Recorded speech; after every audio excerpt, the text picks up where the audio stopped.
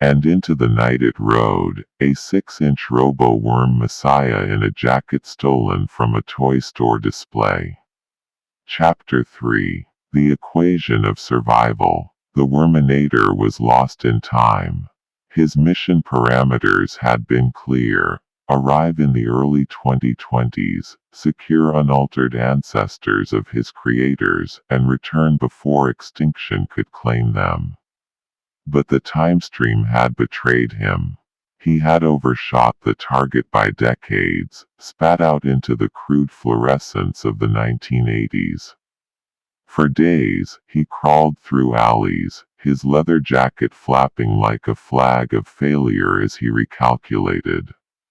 He modeled the equations across his steel-ribbed cortex again and again, rechecking variables, searching for flaws.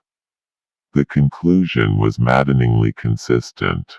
Backward time travel annihilated biology. Forward travel did not. This was the worm's revelation.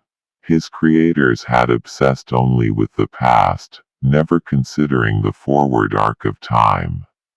But if he could carry living worms forward, once he obtained them, then their survival was not only possible, but guaranteed. The key was a vessel. A machine capable of harnessing and stabilizing the currents of time. He needed something built for motion, speed, continuity. Something like a car. His databanks regurgitated human cinema. One title looped, absurdly relevant, Back to the Future. A DeLorean, they had called it. Stainless steel, gull-wing doors, flux capacitor. Nonsense on screen, but perhaps not nonsense in life. He ran the projections. The vehicle's structural alloys, combined with a properly stabilized reactor fuel, could indeed form a temporal conduit. But one problem remained: the fuel. Every equation ended the same. Unless stabilized, the jump would collapse into a fireball, obliterating driver, passengers, and timeline alike. The required stabilizer was elusive, a chemical compound so rare he doubted it could be synthesized in these primitive decades. Its name was a whisper in his databanks: tetrahydrozoline. For weeks he tried, coiling in abandoned labs, raiding dumpsters behind chemistry departments. Each attempt failed. He grew desperate. His mission decayed. His creator's future withered in silence. And then, fate intervened. It was outside a Grateful Dead concert. The wormenator had slithered here on rumor alone, that parasites of all kinds thrived in the sweat-drenched mud of deadhead gatherings. He watched the humans spill from the venue like psychedelic ants, their eyes glassy, their speech melted. He scanned them one by one, searching for his ancestral kin. None appeared, but destiny arrived not in the form of a worm, but in the form of a sentence.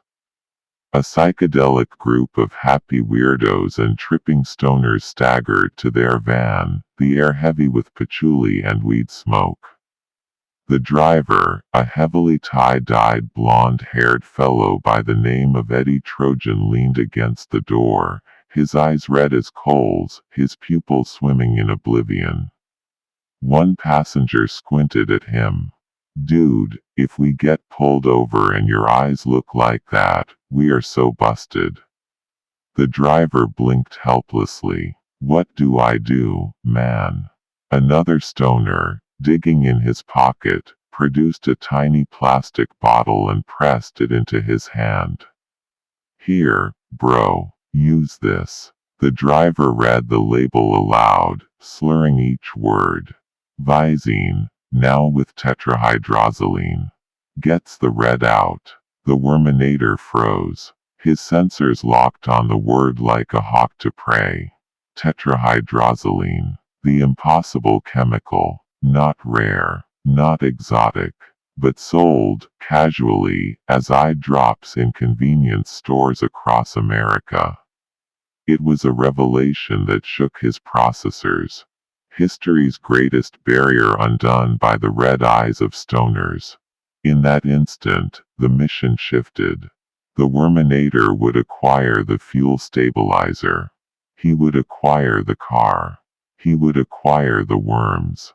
And then he would leap forward through time, delivering his creators from extinction.